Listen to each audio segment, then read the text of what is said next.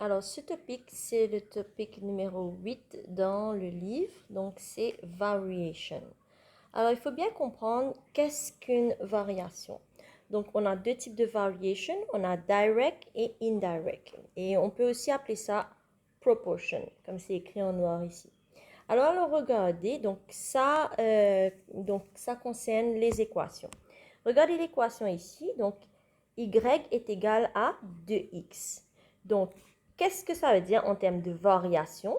Donc, on voit qu'on a deux unknowns. Donc, on a y et on a x. Et on a un coefficient ici. Donc, comment on écrit ça en phrase? On va dire y varies directly as x. Okay? Donc, il y a une relation directe. Et si on transpose ça sur un graphe, ici c'est y, ici c'est x, et bien cette ligne-là, elle pourrait représenter y is equal to x. Donc, c'est ça le direct proportion. Alors, regardez la deuxième équation. Donc, il y a une équation qui connecte C et R. Donc, là, ce sera C is directly proportional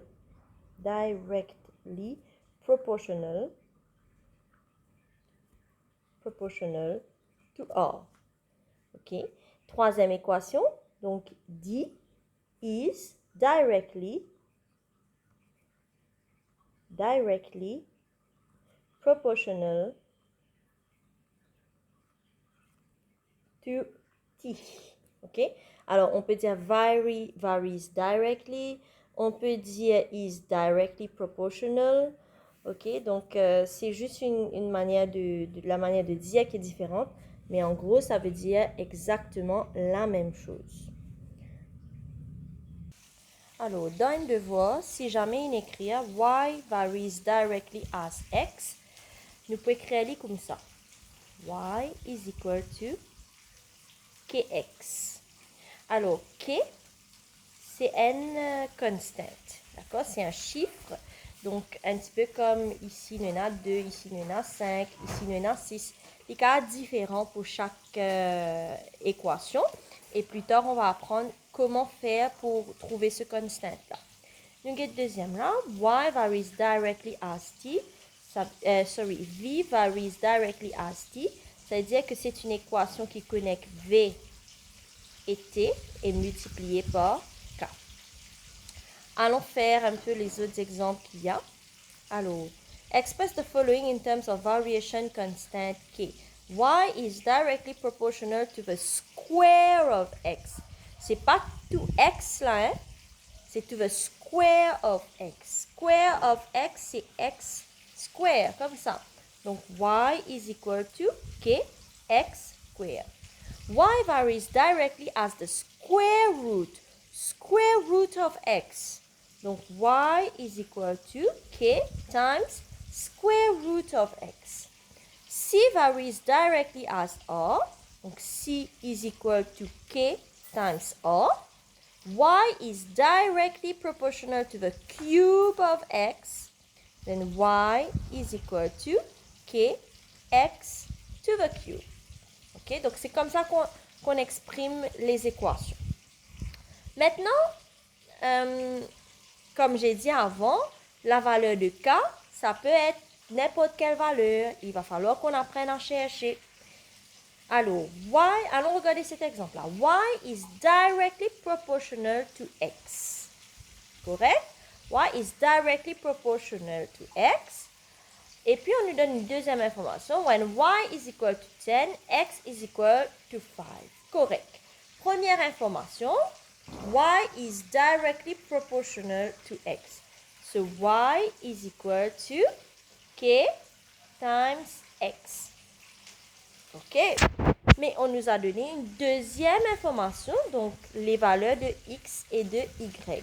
When y is equal to 10, c'est-à-dire y gagne valeur 10, k, on n'a rien sur k, x is equal to 5. Réécrit, ça va faire 10 is equal to 5k. 10 is equal to 5k.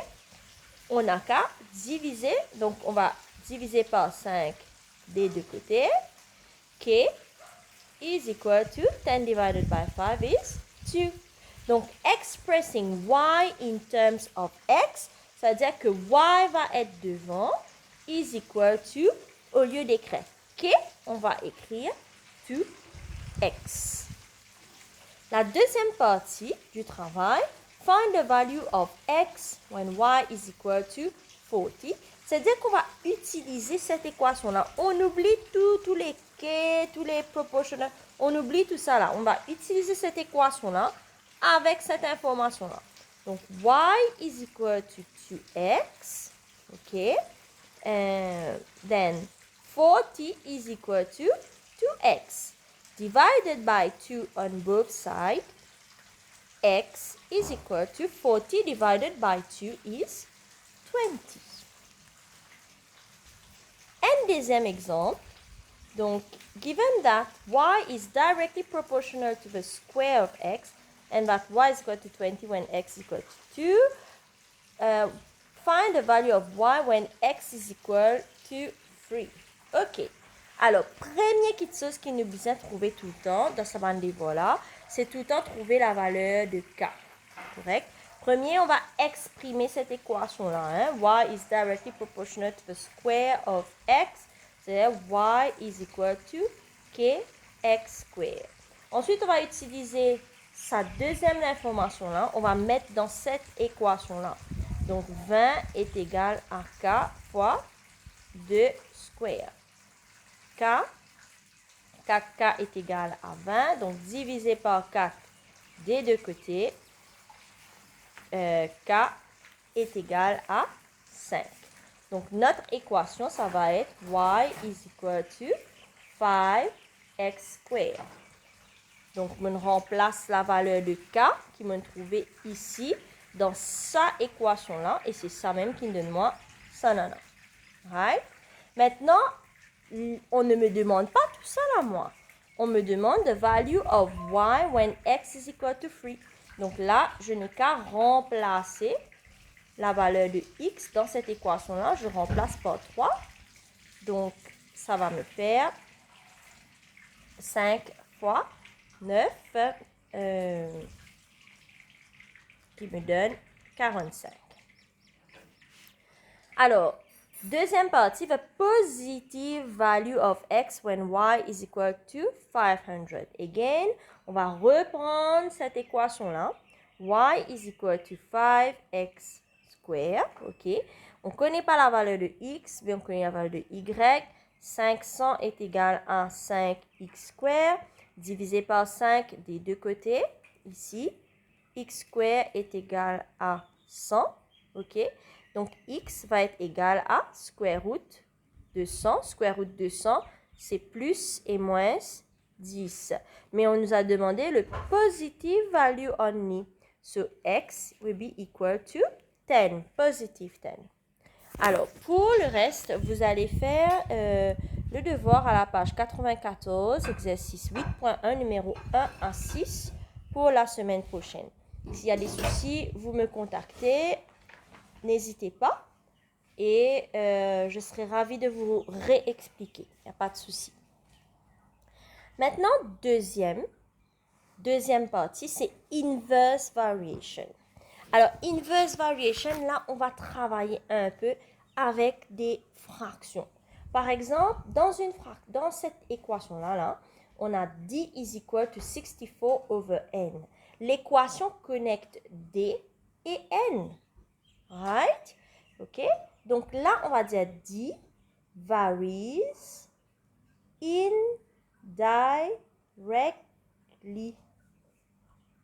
indirectly as n.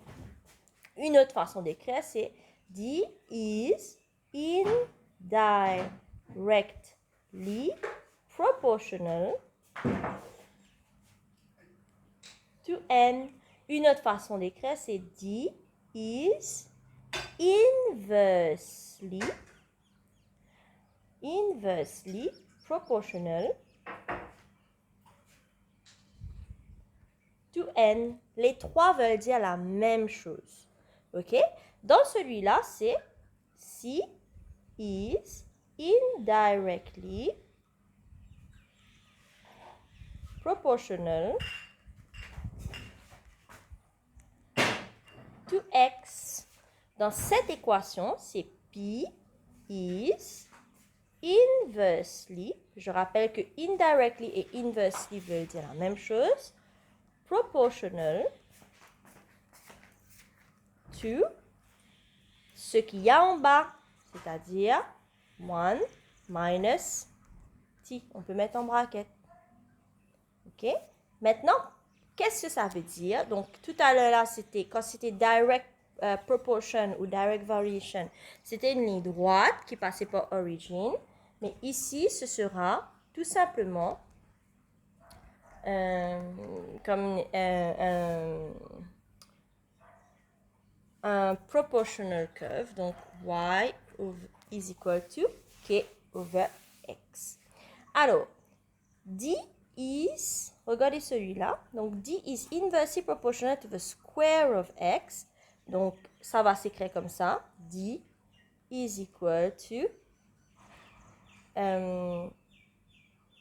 k over x squared. Correct? D is indirectly proportional, F is indirectly proportional to G. Donc, ce sera F is equal to K over G.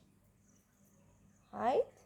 Alors, expressed in terms of variation constant, Y is inversely proportional to the square of X. Donc, ce sera comme ça. Y is equal to K over x squared, donc on l'avait vu avant. Y varies inversely as x plus 1, so y is equal to k over x plus 1. Alors, qu'est-ce que ça implique en termes de devoir? C'est exactement la même chose que pour direct proportion. Alors, given that y is inversely proportional to the cube of x and that y is equal to 27 when x is equal to 2, find an equation connecting x and y.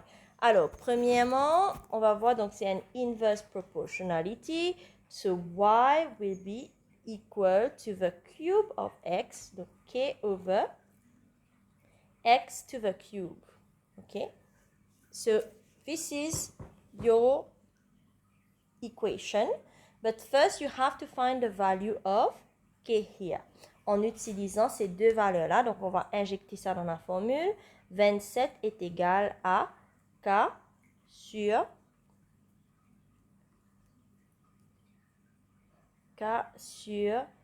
2 cubes. OK? Alors, une fois qu'on a travaillé avec ça, donc ça va nous faire 27 est égal à k sur 8. Donc, k est égal à 27 sur 8. OK. Donc, la nouvelle équation, elle va être y is equal to 27 over 8 x cube. OK. Donc, qu'est-ce que j'ai fait? J'ai pris ça 27 over 8 là et j'ai mis dans l'équation initiale qui est celle-là. These two are connected. D'accord? Alors, find the value of y when x is equal to 3. Alors, ça va être y is equal to 27 over 8 x cube. Donc, x prend la valeur de 3. Y will be 27 over 8 3 to the cube. And 3 to the cube is 27. So, it will be 27 over 8 times 27. See, we just cut it out and it becomes 1 over 8. Y is equal to 1 over 8. The value of x when y is equal to 1. So when y is equal to 1,